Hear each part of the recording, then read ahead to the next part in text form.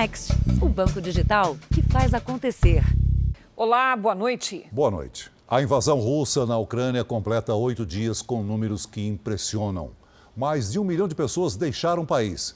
Quase 250 civis foram mortos no conflito. Infelizmente, um número que cresce a cada momento. Somente em um bombardeio na cidade de Chernihiv, 33 pessoas morreram hoje. O repórter André Tal e o cinegrafista Gilson Fred visitaram uma cervejaria transformada em fábrica de coquetéis Molotov. O motorista desse carro flagrou a explosão.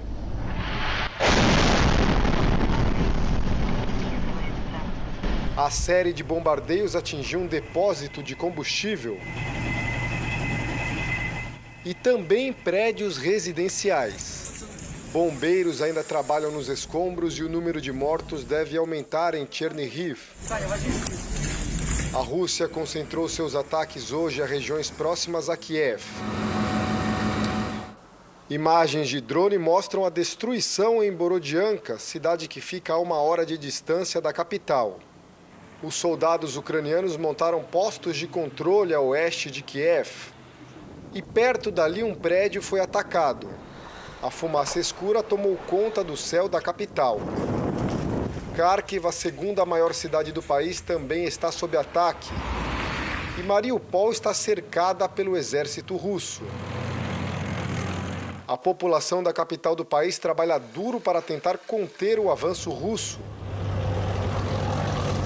Os ucranianos estão construindo enormes barricadas de metal. Elas vão ser espalhadas pelas ruas numa tentativa de impedir que veículos militares e tanques entrem na cidade. As imagens de ucranianos bloqueando uma rodovia rodaram o mundo. São moradores de Enerhodar, cidade onde fica a maior usina nuclear da Europa. Eles prometem ficar 24 horas por dia protegendo a região para impedir que o local seja tomado pelos inimigos. Hoje, nossa equipe visitou um outro local icônico da resistência ucraniana.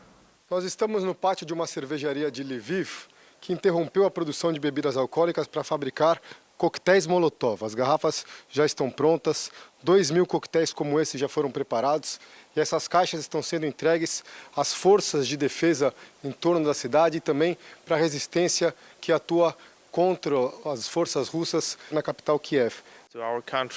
O diretor da cervejaria diz: é preciso defender nossa cidade. Os coquetéis são muito úteis para impedir que os tanques de guerra avancem. Esse é o clima, esse é o momento de tensão que acontece aqui na Ucrânia. A gente vê as garrafas de coquetel Molotov prontas para serem enviadas para a frente de luta, para a linha de frente, para poder pelo menos tentar interromper o avanço dos tanques russos. Hoje, o governo russo divulgou imagens dos seus militares entrando na região de Kiev. São helicópteros, tanques e grande poderio militar se aproximando. A TV estatal russa ainda afirmou que a região de Donetsk está sob controle dos separatistas. Tanques de guerra marcados com a letra Z foram filmados pelas ruas da cidade. A Rússia diz que as tropas também tomaram a cidade portuária ucraniana de Kherson. Veja agora outros destaques do dia. A fuga da cidade sob ataque de mísseis. A angústia das famílias separadas. Quando a mensagem não chega para ele, eu já fico pensando, meu Deus, aconteceu alguma coisa. Na mesa de negociações, representantes acertam a fuga dos civis, mas não chegam a acordo sobre cessar-fogo. Vladimir Putin ameaça. O pior está por vir. A história do brasileiro que vai ficar na Ucrânia para enfrentar os russos. Essa guerra é minha também. Na série especial, as comunidades do interior que viram alvo de quadrilhas de grandes cidades.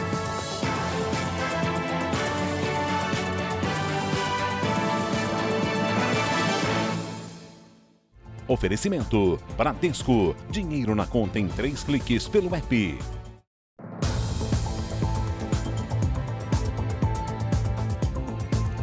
Na segunda rodada de negociações entre a Rússia e a Ucrânia, os países discutiram um possível cessar-fogo durante a abertura de um corredor humanitário. Ainda sem data para acontecer, um novo encontro está previsto para a semana que vem. Entregar-se não está nos planos da Ucrânia. Durante a reunião, o país apresentou um dos pontos mais importantes desta negociação.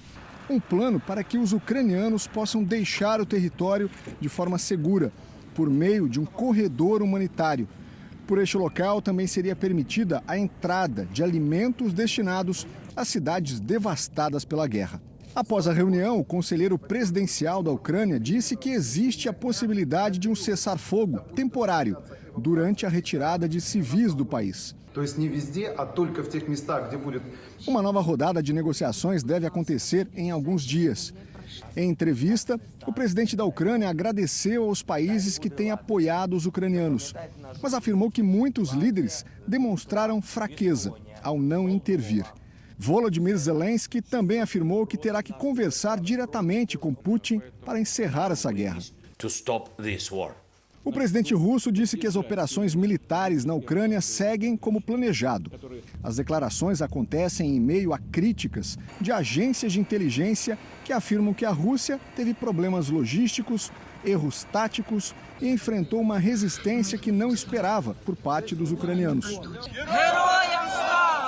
Em uma conversa por telefone, Putin disse hoje ao presidente da França, Emmanuel Macron, que o pior ainda está por vir. E que a Rússia não vai recuar até que tenha alcançado seu objetivo. A Casa Branca pediu que o Congresso libere 50 bilhões de reais para ajudar a Ucrânia. Parte do valor seria destinada a ações de ajuda humanitária, mas os recursos também seriam usados aqui no país para proteção contra ataques virtuais da Rússia. Com a guerra entrando na segunda semana, estoques de comida e gasolina praticamente se esgotam em Kiev. E quem tenta deixar a cidade precisa enfrentar uma multidão nas estações de trem. Uma reportagem exclusiva produzida para a Record TV mostra o sofrimento da população em meio à guerra. Nos supermercados da capital, a comida virou artigo de luxo. E a batalha agora é para encontrar lojas abastecidas. Nem mesmo a limitação de compras por pessoa foi capaz de evitar cenas como esta. O retrato de uma cidade deserta. Apesar do perigo, Edson decidiu continuar em Kiev. Para garantir uma geladeira cheia, a rotina diária começa cedo e inclui a procura por diversos mercados. Hoje, ele precisou passar por 3 e, mesmo assim, a compra se limitou a maionese, queijo e alguns congelados. Vê se amanhã a gente tem mais sorte. Os postos de combustíveis também estão abandonados. Não há mais gasolina para a população. E até mesmo um tanque russo precisou ser rebocado por falta de combustível. Já os caixas eletrônicos estão zerados. Mesmo quem ainda tem saldo na conta não consegue mais sacar dinheiro. Todos os dias, Edson recebe imagens de amigos que lutam na guerra. Esse vídeo mostra o desespero de quem quer deixar a cidade. Com apenas uma estação de trem aberta, um homem armado com uma faca ameaça quem tenta invadir. Só entra e sai quem ele autoriza. E aqui, um comboio russo está em chamas depois de ser interceptado por ucranianos. Já em Kharkiv, segunda maior cidade do país, civis desafiam soldados russos e colocam a vida em risco em nome da liberdade. Hoje, os russos sitiaram uma cidade portuária no leste da Ucrânia. A Giovana Arizardo vai nos ajudar a entender no mapa onde as operações estão concentradas. Boa noite, Giovana. Boa noite, Celso, Cris, boa noite a todos. Os ataques tiveram consequências para a população que ficou sem água, luz e sem condições de fugir. Mariupol fica aqui no leste da Ucrânia e tem um porto no Mar de Azov. Ele é muito importante porque é um caminho para o Mar Negro.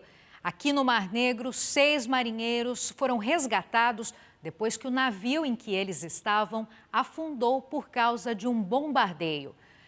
Kharkiv voltou a ser alvo de novos ataques nesta quinta-feira e o exército russo avança para Kiev. Chernigov, que fica a cerca de 140 quilômetros da capital, foi duramente atacada. 33 pessoas morreram no último bombardeio. As operações de busca e de resgate foram suspensas devido aos ataques. Cris e Celso. Obrigado, Giovana. O vídeo de um soldado russo que supostamente teria se rendido viralizou nas redes sociais. Nas imagens, o soldado que teria se rendido recebeu chá e comida dos ucranianos. Ele também se emocionou quando conseguiu conversar com a mãe por videochamada e foi consolado pela ucraniana que emprestou o celular. O vídeo foi publicado por uma jornalista ucraniana. Dias de angústia para as famílias separadas pela guerra. As notícias vão ficando mais raras enquanto os conflitos se agravam. Desde que o conflito entre Rússia e Ucrânia começou, a aflição de Maria Alane é diária. Ela veio de férias com o filho para visitar os pais em Alagoas, no Brasil. Mas o marido, o ucraniano Dmitry, ficou por lá. Então, meu seja, vocês ficam seguros e até a próxima. Eles começaram a entrar dentro das casas, entendeu? Então a gente não sabe até quando vai ser seguro em casa também, né? O marido não pode deixar o país por causa da lei marcial. Homens entre 18 e 60 anos devem se apresentar para servir o exército se forem convocados. Ela teme porque a casa onde a família está fica perto da fronteira e os sons da guerra chegam cada vez mais perto. Quando meu marido passa muito tempo sem me responder, por exemplo, quando a mensagem não chega para ele, eu já fico pensando, meu Deus, aconteceu alguma coisa. O sentimento realmente é de desespero e de impotência, de não conseguir fazer nada daqui, né? Essa relação entre Brasil e Ucrânia também está aqui nessa casa, em Atibaia, no interior de São Paulo. A cada dia que passa, fica mais difícil contactar os parentes que estão no país em guerra há 8 dias. A falta de notícias causa ainda mais angústia para quem está aqui no Brasil. Os pais do ucraniano Anton, casado com a brasileira Luciana, estão em Kharkiv e não conseguem deixar a cidade, uma das mais bombardeadas pelas forças russas. 6 dias não tem luz na casa dele, tá só faltando um produto no mercado. Quando você vai lá, o fila gigantesca de 3-4 horas para comprar pão, leite, manteiga, alguma coisa, se dá para comprar algum pedaço de carne, frango ou porco, já é sorte. Os pais de Anton só conseguem entrar em contato a cada 3 dias e muito rapidamente. A última vez foi na segunda-feira, quando a sogra de Luciana só teve tempo para dizer que estavam bem e abrigados em um porão. A minha sogra, mesmo estando do outro lado do mundo, no meio de uma guerra, todas as vezes que fala comigo, pede para eu não chorar, fala para eu ficar calma, que eu tenho que suportar as coisas aqui, porque eu sou a estrutura da casa, junto com o filho dela, e que eles vão ficar bem. Ela me passa mensagens de esperança sempre. Andrei tem apenas 5 anos e até sabe um pouco da história do país de origem da família. Já foi amigo a Rússia e a Ucrânia, mas começou a ficar inimigos, porque eles queriam, e a Ucrânia não deixava, aí começou a ficar inimigo. Ele tem noção que os avós correm perigo. A dedulha e a babulha. Que é o seu vovô e sua vovó? É pai do meu pai, né? E deseja o mesmo que todos. Eu quero que a guerra acabe, tá muito difícil. O Jornal da Record vai agora ao vivo até a Ucrânia. Nós vamos conversar com o nosso enviado especial ao país, André Tal, que está na cidade de Lviv, a oeste do país. Boa noite, André. Como é que está a situação neste momento? Boa noite, Cris, Celso, todos que nos acompanham. Nós estamos em Lviv, já é madrugada, a gente fala do hotel justamente por conta do toque de recolher. O clima é de muita tensão. Enquanto as tropas russas avançam pelo país, muitos ucranianos estão desesperados e temem até mesmo não ter o que comer. O prefeito da cidade de Kherson, ocupada ontem depois de fortes bombardeios em áreas civis, pediu para que a população não pratique saques contra supermercados e farmácias. Os tanques russos já chegaram à região, estão muitos deles pintados com a letra Z, que segundo o governo de Moscou significa pela vitória. Eles chegaram à região do Mar Negro, no sul do país, depois de fortes combates, e a estimativa é de que 300 civis ou militares ucranianos tenham morrido nos confrontos. Cris, Celso. Bom trabalho e sorte para você, André. Obrigada. Veja a seguir o sonho de jogar no exterior que virou pesadelo para atletas brasileiros. E também, policial federal que ficou conhecido ao escoltar o ex-deputado Eduardo Cunha morre ao invadir uma casa.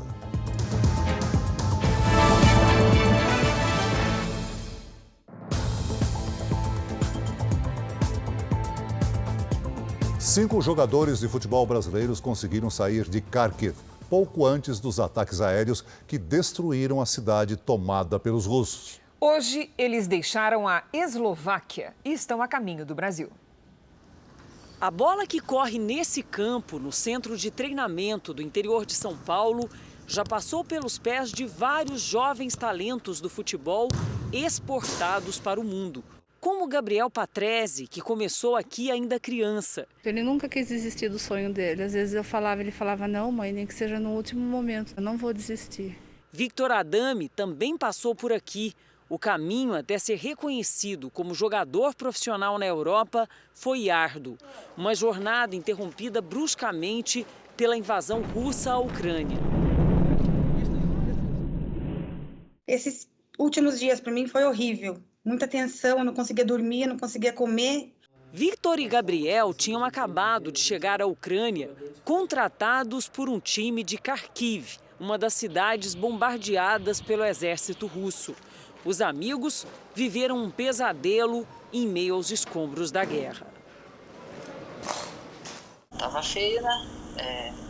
Muito barulho de bomba, muita apreensão, o coração ficava apertado, né? Hoje, cerca de 40 jogadores brasileiros jogam em times importantes da Ucrânia. Só na primeira divisão são cerca de 30 jovens, a maioria humildes e trabalhadores de cidades como essa, Piracicaba, no interior de São Paulo. Atletas que passaram parte da vida lutando por uma oportunidade assim, jogaram em um time importante do outro lado do mundo e agora não vem a hora de voltar para casa. A gente tem nossa família que ficaram muito preocupados, sofreram muito com esses dias.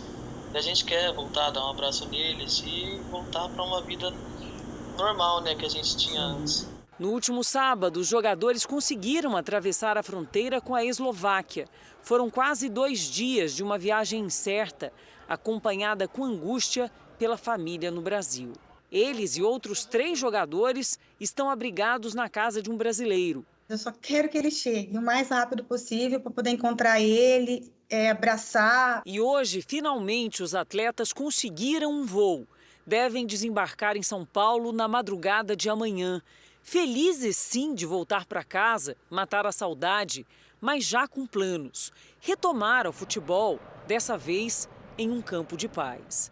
Quando passar isso daí, seja na Ucrânia mesmo ou em outro lugar, a gente vai continuar em busca do sonho e vamos embora. Em meio à guerra, um hospital no norte da Ucrânia celebra a vida. 46 bebês nasceram na última semana no abrigo subterrâneo da maternidade de Chernihiv, que está sob ataque das tropas russas. No subterrâneo do hospital, os leitos improvisados no chão não trazem conforto, mas asseguram a proteção dos filhos que acabaram de nascer. Estamos mais seguros aqui do que em casa, diz essa mãe. Ela está com medo de sair do abrigo e vai improvisar um quarto para o bebê no porão de onde mora quando for embora. Longe das explosões e da violência da guerra, na cidade de Chernihiv, ocupada ontem, essas mães dividem o pouco espaço no subsolo do hospital e também compartilham os primeiros momentos da maternidade. Em comum, o sonho de não deixar a Ucrânia e garantir um futuro de paz para os recém-nascidos. Veja a seguir, traficante Marcola é transferido para Rondônia porque havia risco à capital federal. E também a rotina de medo das cidades do interior invadidas por quadrilhas de outras regiões.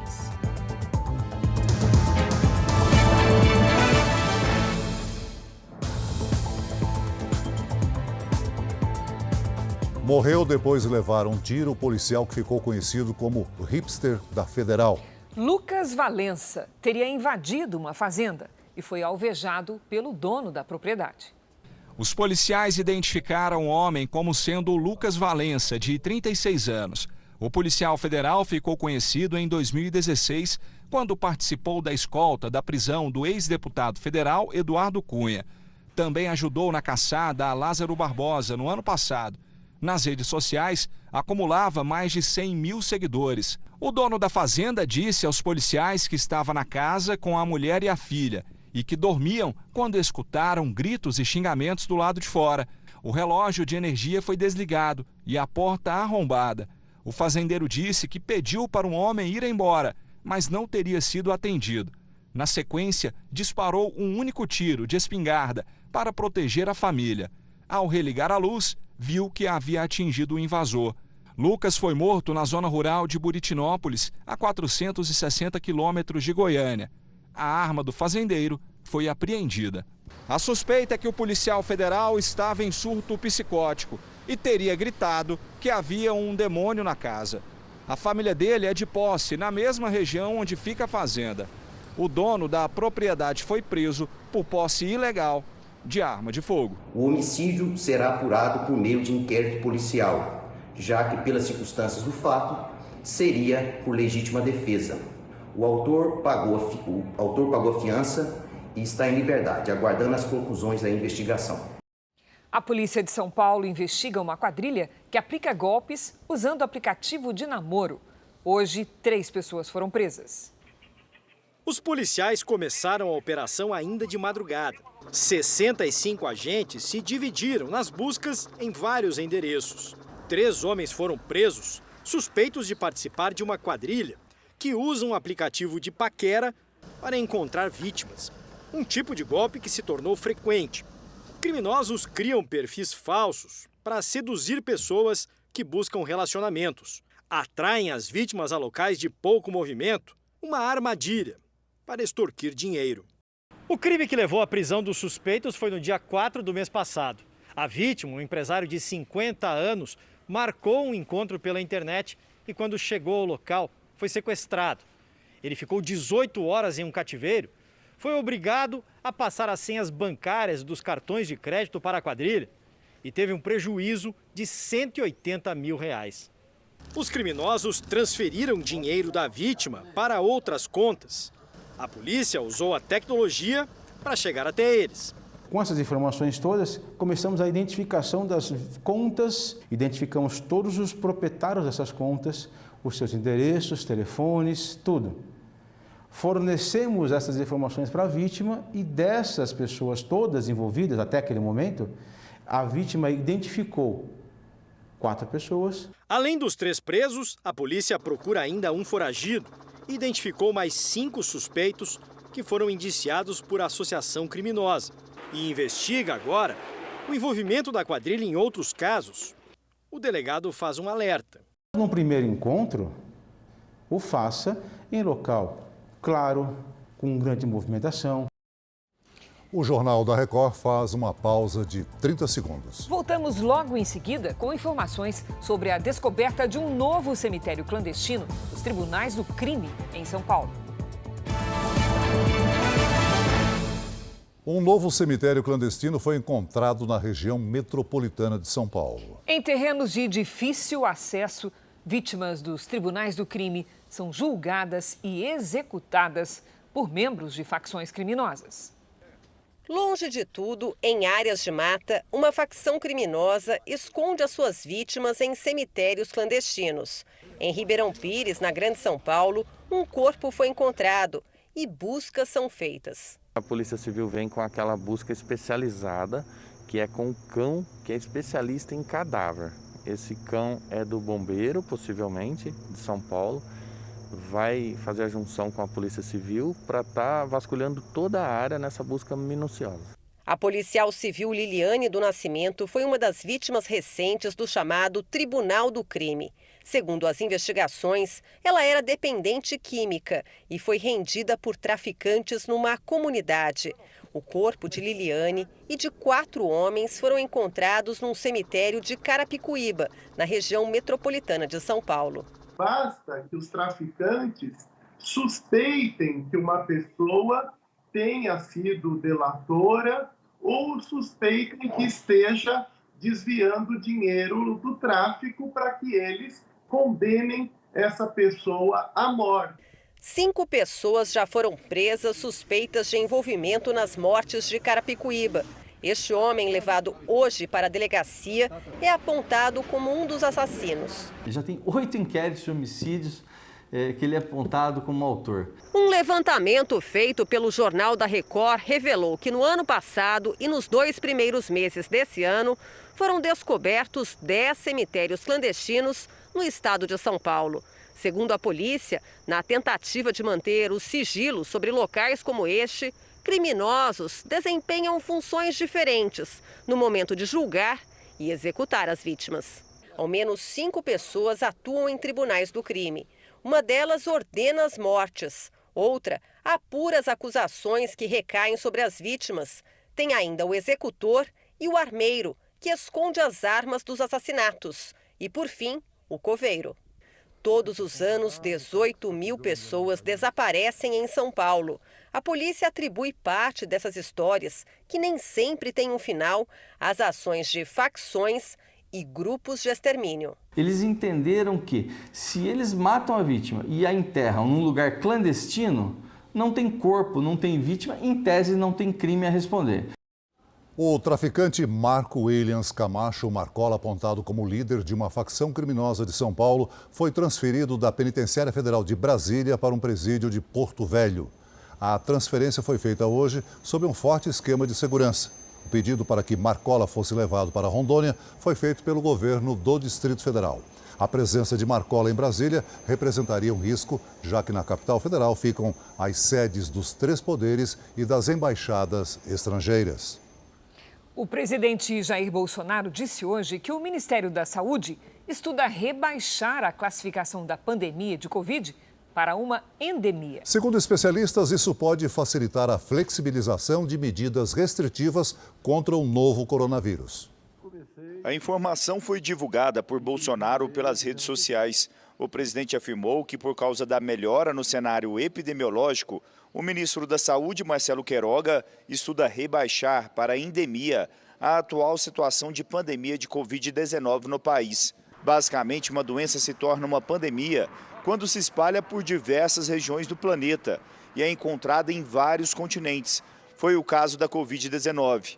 Já uma endemia não leva em conta o número de casos, mas a frequência ao longo do tempo em uma determinada região. No Brasil, a dengue é considerada endêmica e a febre amarela também. A mudança na prática pode representar um relaxamento das medidas de combate à Covid-19, como a obrigatoriedade do uso de máscaras e a proibição de aglomerações, já que a doença tende a fazer vítimas todos os anos. Países como Reino Unido, Dinamarca e Espanha já tomaram essa iniciativa.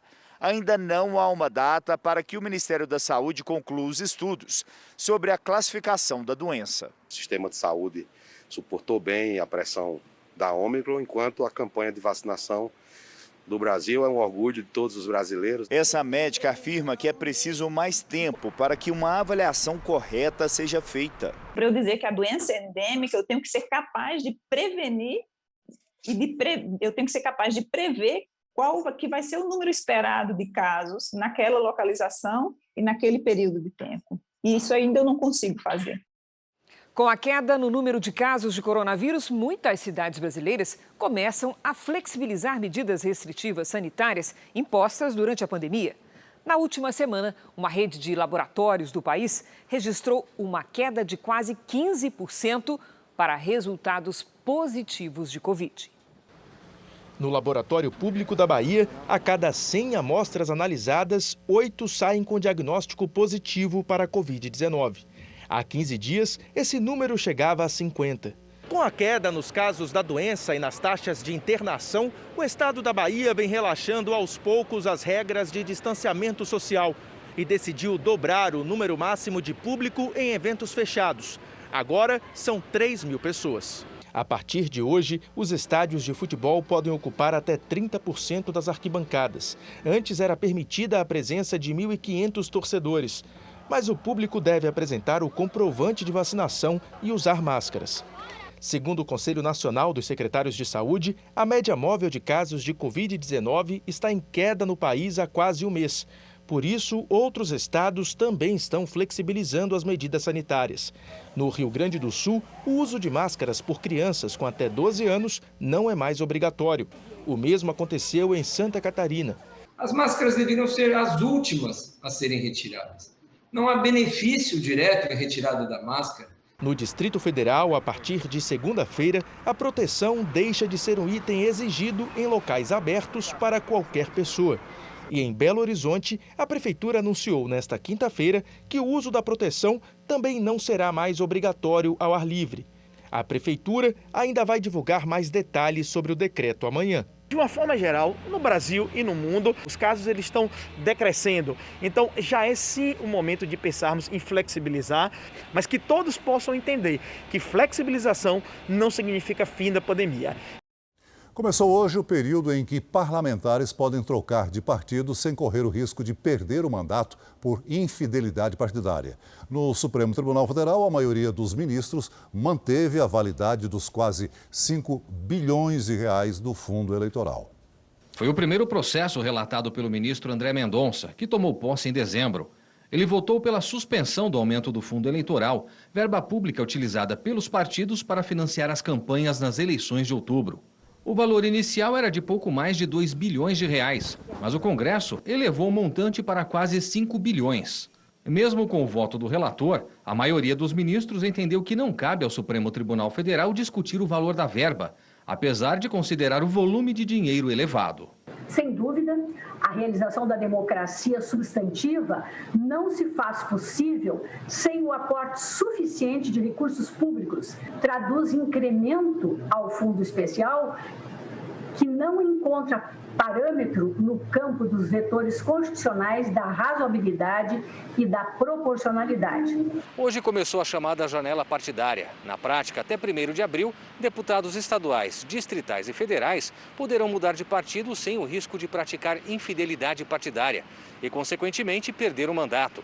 Desde que a regra foi criada em 2015, foram registradas pelo Tribunal Superior Eleitoral 275 trocas de legendas. A expectativa é de debandada na maior bancada da Câmara, o recém-formado Partido União Brasil, resultado da fusão entre DEM e PSL. Parte dos deputados pode seguir o presidente Jair Bolsonaro, filiado ao PL. Também nesta quinta-feira, o TSE aprovou mudanças em resoluções para as eleições. A principal delas deverá dar mais transparência à apuração dos votos. Os boletins emitidos pelas urnas ficarão disponíveis em tempo real no portal do tribunal durante a transmissão dos dados pelos tribunais regionais. Antes, o material era compartilhado, em média, até 3 dias depois da apuração. O Jornal da Record faz agora uma pausa de 30 segundos. E na volta, criminosos aterrorizam pequenas cidades do interior do Brasil com assaltos violentos. Vamos com a previsão do tempo? Enquanto moradores de Porto Alegre, no Rio Grande do Sul, começaram a quinta-feira com neblina, o Nordeste estava embaixo d'água. Hora de conversar com a Lidiane Sayuri. Boa noite, Lid. Como é que vai ser a nossa sexta-feira? Com mais calor e mais chuva, viu, Cris? Boa noite para você, para o Celso, para todos que nos acompanham. Vai chover em praticamente todo o país. A diferença será a intensidade e o volume de água de uma região para outra. Mais cedo, a neblina encobriu morros e dificultou os pousos no aeroporto de Porto Alegre, no Rio Grande do Sul.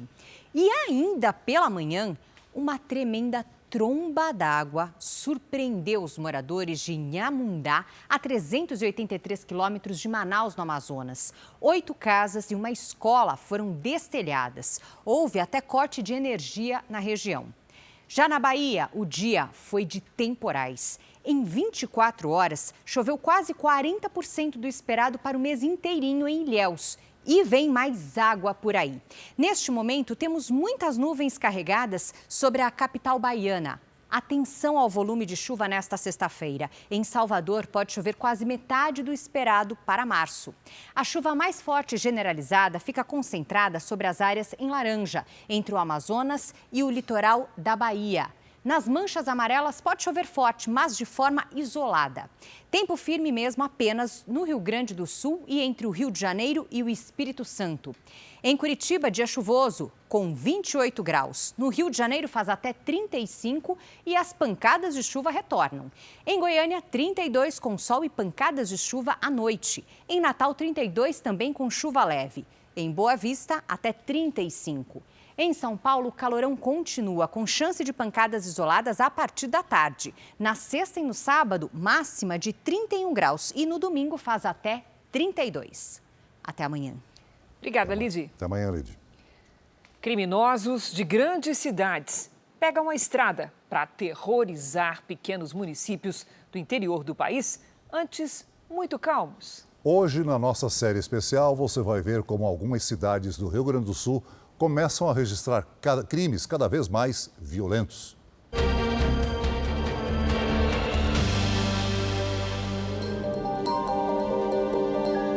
Uma cidade tranquila que de uma hora para outra foi palco de um assalto transmitido ao vivo por uma rede social. Olha, ele tá brincando com a minha cara mesmo daí, né?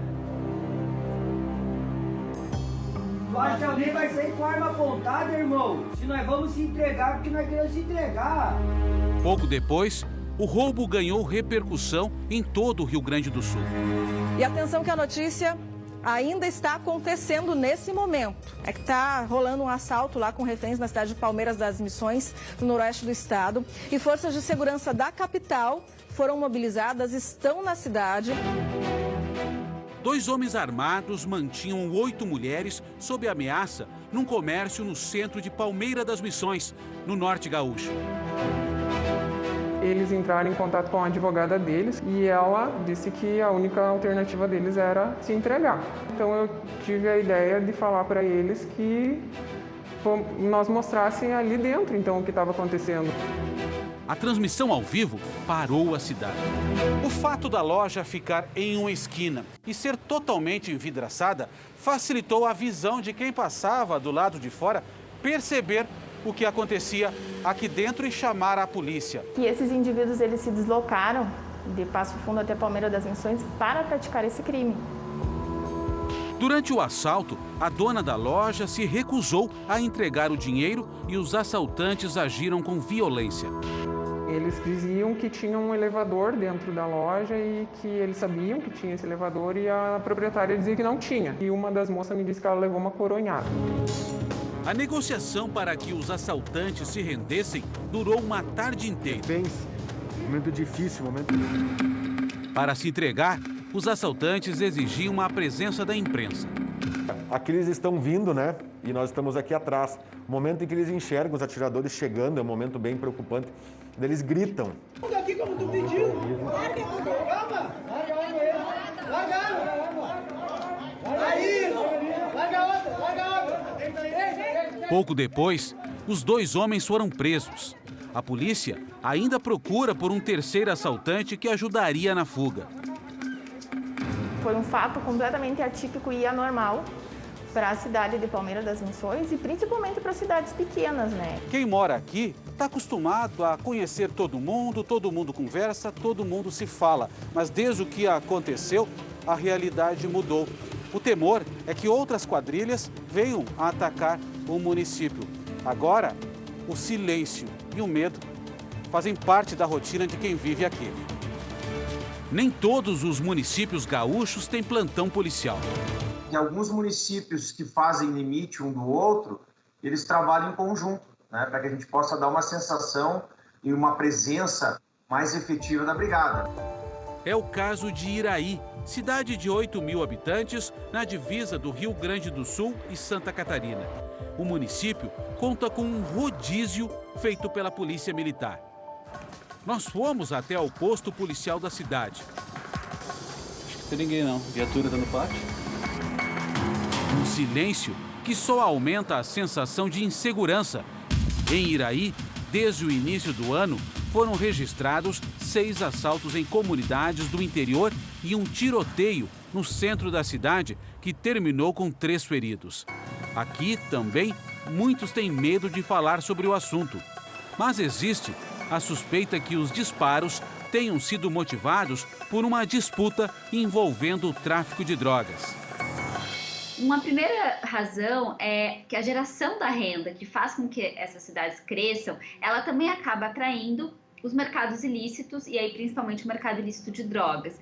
E no caso do Rio Grande do Sul, a gente teve um período em que a capital e a região metropolitana passaram por uma disputa muito intensa entre grupos criminosos daquela região, o que deixou um vácuo, né, um espaço para cidades de menor porte ou de médio porte no interior ficassem, de alguma forma, à deriva. A violência já chegou faz tempo no nosso município, mas a gente não via um negócio tão escancarado, né?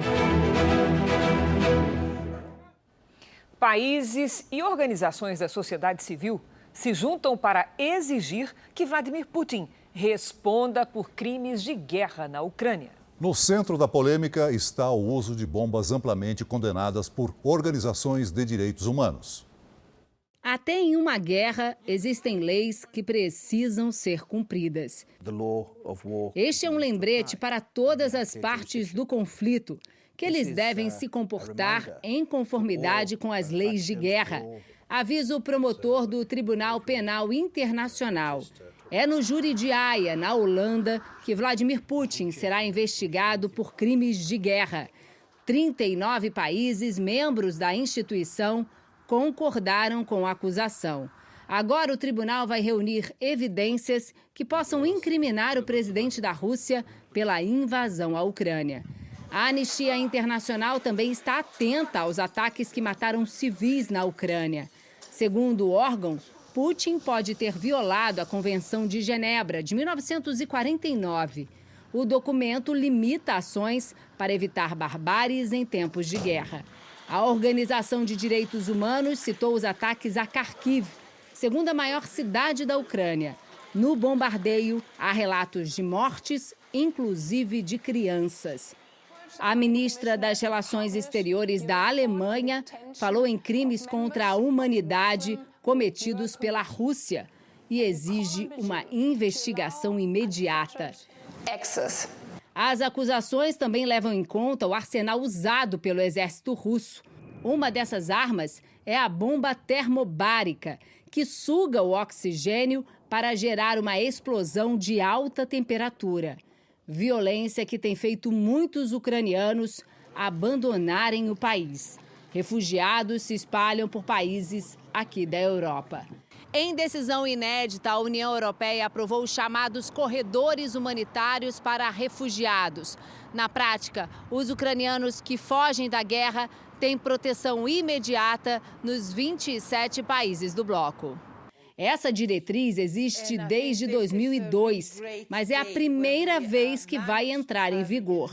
Do lado russo, o ministro das Relações Exteriores acusa o Ocidente de usar o povo ucraniano como instrumento de guerra. O Jornal da Record faz uma pausa de 30 segundos. E na sequência, nossos repórteres na Ucrânia mostram uma família de brasileiros que tenta deixar o país em guerra. Hoje, em uma conversa sobre a invasão russa na Ucrânia, o primeiro-ministro do Reino Unido, Boris Johnson, e o presidente Jair Bolsonaro concordaram em pedir um cessar-fogo urgente. Boa noite, Tiago Nolasco. O que foi dito nessa ligação, hein? Oi, Celso. Boa noite para você, para a Cris e para todos. A conversa foi confirmada pelos dois governos, mas apenas os britânicos deram detalhes do que foi tratado. O primeiro-ministro Boris Johnson reforçou com o presidente brasileiro que civis inocentes estão sendo mortos e cidades destruídas. Ambos os líderes acreditam da importância da estabilidade global e que a paz deve prevalecer. O britânico disse também que espera trabalhar de perto com Bolsonaro em questões-chave, como segurança e comércio. Boris Johnson ainda reforçou com Bolsonaro que a voz do presidente brasileiro é fundamental nesse momento de crise, assim como foi a ajuda brasileira durante a Segunda Guerra Mundial. É com vocês em São Paulo. Obrigado, Tiago. O governo da Ucrânia confirmou que a Rússia abriu fogo hoje no sudeste do país e que as tropas avançam para assumir o controle da maior usina nuclear da Europa. A Agência Internacional de Energia Atômica da ONU pediu a suspensão imediata das ações. A ofensiva em direção à usina nuclear de Zaporizhia foi confirmada pelo Ministério do Interior da Ucrânia. A usina abriga 6 dos 15 reatores nucleares que operam em solo ucraniano. Na semana passada, a extinta usina de Chernobyl, a 100 quilômetros ao norte da capital Kiev, foi tomada pelas tropas russas. E há uma suspeita de que a atividade militar na região tenha aumentado os níveis de radiação. Esse eventual aumento, ele seria então atribuído ao trânsito de veículos, né, que teria, vamos dizer assim, levantado um pouco do material que estaria depositado na região. A Ucrânia tem 4 centrais nucleares ativas que fornecem metade da eletricidade consumida no país. Para tentar conter o avanço das forças russas, Kiev pediu para a Agência Internacional de Energia Atômica criar um perímetro de segurança ao redor das usinas, uma área de 30 quilômetros. Para o diretor do órgão de vigilância da ONU, Rafael Grossi, existe o risco de desastre nuclear, já que é uma situação sem precedentes. Pela primeira vez, um conflito armado acontece em meio às usinas. Além de um reator ser atingido no fogo cruzado, outra preocupação é com os sistemas de segurança das usinas, como o resfriamento dos reatores nucleares, por exemplo, em caso de desabastecimento de energia elétrica. Uma das causas, né, de falha de segurança em usinas nucleares é exatamente produzido a partir da falta de energia elétrica para os sistemas de suporte à segurança da usina nuclear. Mas o que é preciso dizer é que existem sistemas de segurança redundantes que buscam colocar a usina em segurança mesmo havendo um corte de energia elétrica. Uma senhora de 77 anos que sobreviveu à Segunda Guerra Mundial foi presa em São Petersburgo, na Rússia, por protestar contra a invasão na Ucrânia. Helena Psipova carregava 2 cartazes pedindo paz e o fim das armas nucleares no mundo. A idosa foi detida e levada num camburão por 2 policiais. Os protestos contra a guerra estão proibidos na Rússia. Mais de 5.000 pessoas já foram presas. O jornalismo da Record TV está em Lviv, cidade que é rota de fuga para a Polônia. Lá, o repórter André Tal encontrou uma família de brasileiros que tenta deixar o país. Era para ser a viagem dos sonhos. João Batista e Marilena se prepararam por anos para visitar o filho que migrou para a Ucrânia. Mas a guerra estourou e a alegria se transformou em angústia. A gente sabia que tinha um problema, que tinha um conflito, mas não esperávamos que chegasse a esse ponto. Infelizmente, chegou. O casal até agora não sentiu segurança para cruzar a fronteira. Não conheço o país, não falo a língua deles e aí ia ser muito difícil para a gente cruzar a fronteira. E também porque nós estivemos na estação de trem. A entrada ali estava muito tumultuada. A embaixada ainda estava em Kiev, estavam sob bombas. Então nós não tínhamos nenhum tipo de apoio mais efetivo. Já o filho tem outro pensamento. A grande maioria dos brasileiros que moram na Ucrânia ou já saiu do país ou pretende sair o quanto antes. Mas o Guilherme pretende ficar aqui, está decidido a ficar na cidade de Lviv, ainda que a cidade se torne também alvo dos bombardeios russos. Isso porque ele é casado com uma ucraniana, tem uma bebê de 5 semanas e como a esposa não quer sair do país, ele também não vai embora. Está determinado a ficar mesmo, Guilherme? Tô determinado a ficar aqui, eu não vou sair mesmo se escalar para a cidade. Aí nós temos o vilarejo da avó dela que fica no meio do caminho entre Lviv e Polônia, uns 30 quilômetros daqui, que dá para poder se abrigar durante um tempo ali. Guilherme se sente brasileiro, mas acredita que também faz parte da guerra. Essa guerra é minha também, eu trabalho aqui, tenho minha vida aqui, tenho uma casa que eu comprei aqui recentemente, faz 1 mês e meio. Minha filha acabou de nascer também aqui, então faz parte, eu também faço parte dessa guerra, sim. Os pais dele devem embarcar nos próximos dias num ônibus que vai direto para a Polônia. Mas já estão sofrendo por deixarem o filho na Ucrânia. Vai doer deixar o filho? Vai muito, mas é uma decisão dele ficar e a gente também tem que seguir a nossa vida lá, né? Mas o coração fica dividido, fica partido. Durante o fechamento dessa reportagem, a cidade de Lviv entrou em alerta para um possível ataque. Para a gente ter uma ideia da situação aqui na rotina da Ucrânia, são 10 da noite e na janela a gente escuta a sirene de alerta de um possível ataque aéreo. Não quer dizer que os aviões vão bombardear de fato aqui a cidade de Lviv, mas quer dizer que os radares já identificaram a passagem de aviões russos próximo aqui e pode acontecer um bombardeio, pode acontecer uma explosão a qualquer momento. Então, eles fazem um alerta para que as pessoas estejam preparadas já com seus documentos, se precisar correr para algum abrigo anti-bombardeio.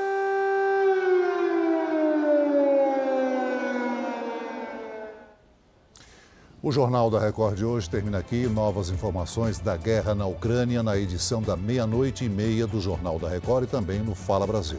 Fique agora com a Bíblia. Episódio de hoje, a morte de Moisés. A gente se vê amanhã. Até lá. Boa noite.